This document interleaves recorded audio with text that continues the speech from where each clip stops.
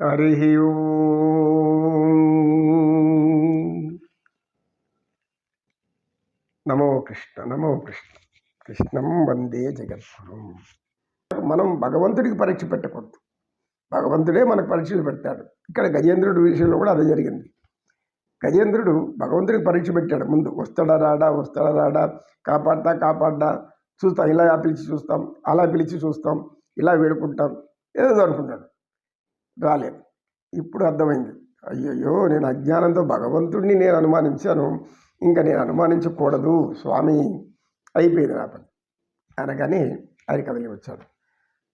ఆ విధంగా భక్త పరాయణుడటువంటి శ్రీమన్నారాయణుడు వైకుంఠపురం వదిలి వస్తున్నాడు.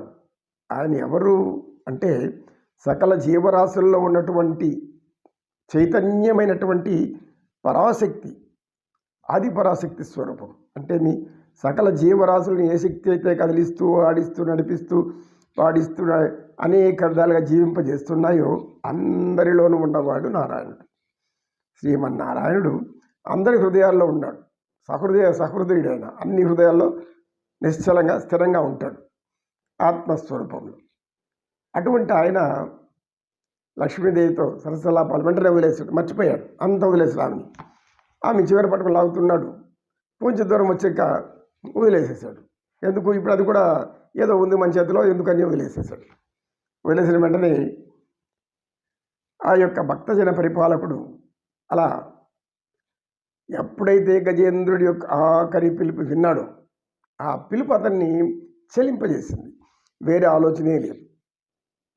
నారాయణ నీవు నన్ను రక్షించు అని భక్తిపూర్వకంగా పరిపూర్ణమైన ప్రేమతో పిలిస్తే ఆయన పరిగెత్తుకుంటా వచ్చి కాపాడతాడు. అనేక మంది అనుకోవచ్చు మహావిష్ణువు రావాలా లేదా పరమేశ్వరుడు ఆరోపణలో రావాలని. ముందే చెప్పుకున్నాం, దైవం మానుష రూపేణ, ఏ యొక్క రూపంలో మనిషి రూపంలోనే వచ్చి రక్షిస్తాడు, కాపాడుతాడు, జ్ఞానబోధ చేస్తాడు, మంచి చెప్తాడు, మనల్ని ఆదుకుంటాడు. అట్లా మనం మంచిగా ఉంటే ఆదుకునే వాళ్ళు ఎంతోమంది ఉంటారు మనల్ని, శ్రీ మహావిష్ణువులాగా అక్కడ. అందుకని చెప్పడానికి గజేంద్ర మోక్షంలో అలా చెప్తాడు. ఇప్పుడు అటువంటి పరిపాలకుడు, భక్తజన పరిపాలకుడు, అన్ని జీవరాశుల హృదయంలో ఉండేవాడు, ఆపన్నులను కాపాడేవాడు. ఆపన్నులు అంటే ఏమి, ఆపదలో ఉన్న భక్తి పరిపూర్ణత బట్టి, జ్ఞాన పరిపూర్ణతను బట్టి, వారి పరిపక్వమైనటువంటి సంపూర్ణమైనటువంటి మనస్సు ఆయన మీద కేంద్రించి భౌతిక విషయాలన్నీ మర్చిపోయినప్పుడు, అప్పుడు ఏం గుర్తు రాకూడదు మనకు, మనం ఇంట్లో ఉన్నామా, ఈదులో ఉన్నామా, ఎక్కడున్నాము, మనకి ఏమన్నా ఇంకా అనేక కావలసినన్ని సౌకర్యాలు ఉన్నాయా, అవి ఉన్నాయి, ఇవి ఉన్నాయి, ఎంత ధనం ఉందా, ఈ ధనంతో అది చేయొచ్చు, ఆ ధనంతో అది చేయొచ్చు అనే ఆలోచన మనిషికి రాకూడదు. అలా పిలవాలి ఆయన్ని. నాకు వెనకాల ఇంత సంపద ఉంది, ఎవరు రక్షిస్తారులే, కొడుకులు రక్షిస్తారు, లేకపోతే బిడ్డలు రక్షిస్తారు, లేదు నా యొక్క అనుచరులు అనేక మంది ఉంటారు, కాపాడతారు. ఆ సమయంలో ఎవరు కాపాడరు.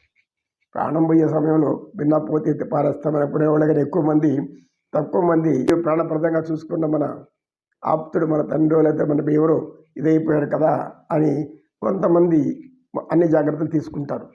ప్రేమతో ఉండేవాళ్ళు ఉన్నారు. అంటే అందరికీ ప్రేమ లేకుండాని కాదు. ప్రేమించే బిడ్డలు ఉన్నప్పుడు ప్రతి తల్లిదండ్రులు కూడా సంతోషంగా ఉంటారు, ఆనందంగా ఉంటారు. బిడ్డల యొక్క ప్రేమ కావాలి, వాళ్ళ సంపాదన కాదు. బిడ్డలు సంపాదించి పెట్టాల్సిన పల్లె తల్లిదండ్రులకి. సంస్కారం ఉండి తల్లిదండ్రులు నిత్యం పలకరిస్తూ ఎక్కడ ఉన్నా, ఎక్కడ పనిచేస్తూ ఉన్నా, నాన్న బాగున్నావా, అమ్మ బాగున్నారా, మీకేం ఏమైనా సమస్యలు ఉన్నాయా, ఎలా ఉన్నారు, ఆరోగ్యం ఇలా అడిగితే అంతకంటే దివ్యమైన ఆరోగ్యం ఇంకొకటి లేదు మనకు, మన మానవులందరం కూడా. కనుక ఎప్పుడైతే మన పిల్లలు సంతోషంగా ఆనందంగా ఉంటారో ఆ తల్లిదండ్రులు కూడా అంత ఆనందంగా సంతోషంగా ఉంటారు, పరమానందంతో ఉంటారు. వాళ్ళ యొక్క ఆత్మ సంతోషమే వేరు. ఎందుకు, బిడ్డలు ప్రేమతో పలకరిస్తే చాలు, ధన కనుక వస్తు వాహనాలు పంపాల్సిన పర్లేదు. వాళ్ళు వయసు అయిపోయిన తల్లిదండ్రులు అవన్నీ ఏం చేసుకుంటారు, లక్షల ధనం పంపించో లేదంటే బంగారు ముద్ర వేసి పంపిస్తూ ఉంటే అవన్నీ ఏం చేసుకుంటారు. ఆరోగ్యం వరకు కావాలి. ఆరోగ్యాన్ని కన్నా కూడా పలకరింపు చాలు. ప్రేమతో ఒక్క పలకరింపు పులకింపజేస్తుంది తల్లిదండ్రుల హృదయాలను. ఆ మాటలు ఒక్కటి చాలు. అమ్మ బాగున్నావా, ఎలా ఉన్నావమ్మా, నవమాసాలు మోసి కానీ నిన్ను పెంచి పెద్ద చేసి నీకు అనేక విధాలు సేవలు చేసిన తల్లి నీకు ఈరోజు వయసు వచ్చి సంపాదిస్తున్నప్పుడు ఏం చెప్పాను, అమ్మా బాగున్నావా అని అంటే ఆ తల్లి మురిసిపోతుంది. అబ్బా నా బిడ్డ నన్ను పలకరించినాడు, అంటే నన్ను మర్చిపోలేదు, ఈ వృద్ధాప్యంలో కూడా నన్ను ఎంతో గుర్తుపెట్టుకున్నాడు, తండ్రి చల్లగా ఉండు అని అంటుంది తల్లి. ఆ తల్లి దీవెన తల దీవెన అంటారు. కనుక ఎవరు కూడా తల్లి మనసు బాధ పెట్టకండి. తల్లి దీవెన అనేది తల దీవెన అంటారు. అంటే భగవంతుడి యొక్క ఆశీర్వాదం లాంటిది. మన తలను భగవంతుడి ముందు ఎలా పెడతామో, భగవంతుడి మన అనుగ్రహం ఎలా ఉంటుందో అలాంటి దీవెన తల్లి దీవెన. కనుక ఈ యొక్క గజేంద్ర మోక్షంలో మనకు భక్తి తత్పరత ఎలా ఉండాలి, భగవంతుడు మనల్ని ఎలా అనుగ్రహిస్తాడు అనేది అతి ముఖ్యమైన విషయం, ఇంకొకటి ఏం కాదు. ఈ విధంగా బయలుదేరిన శ్రీ మహావిష్ణువు ఎప్పుడైతే ఆయన వైకుంఠపురం అంచులోకి వచ్చేసాడో వెంటనే చేతిలో ఉండాల్సిన మొదటిది శంఖం, పాంచజన్యం. పాంచజన్యం ఇది బాగా అర్థం చేసుకోవాలి మనం అందరం కూడా. పాంచజన్యము, పంచజన్యము అంటే 5 తన్మాతృకలు.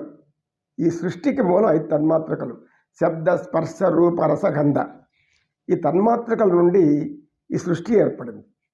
ఆ తన్మాతృకలకు సృష్టించేవాడెవడు? పరమాత్ముడు. ఆయన ప్రకృతిని సృష్టించాడు.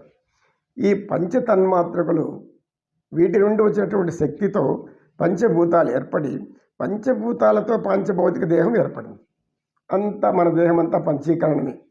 5 జ్ఞానేంద్రియాలు, 5 కర్మేంద్రియాలు, చేతికి 5 వేళ్ళు, కాళ్ళకి 5 వేళ్ళు, అన్నీ. అంటే ఒకటోరా ఎవరిది ఎక్కువగా ఉండొచ్చు, వాళ్ళు ఏమంటారు అనుకోవచ్చు, అది వేరే. కానీ మనం ఏం ఊహించాలి? సృష్టి జ్ఞానం ఎలా ఉంది, సృష్టి ఎలా చెప్తుంది, దివ్యరూపుడైన పరమాత్ముడు ఎలా ఉన్నాడు, ఇది మనకు కావాలి. వెంటనే ఎప్పుడైతే ఈ పాంచజన్యం చేరిపోయింది, ఆయన చేతులు పిలవలేదు, ఆయన అదే వచ్చి ఏర్పడేస్తుంది, చేతులు నిలిచిపోయింది వచ్చి. అది భయంకరమైన శబ్దం చేస్తుంది. అంటే మనం బాగా గమనించవచ్చు.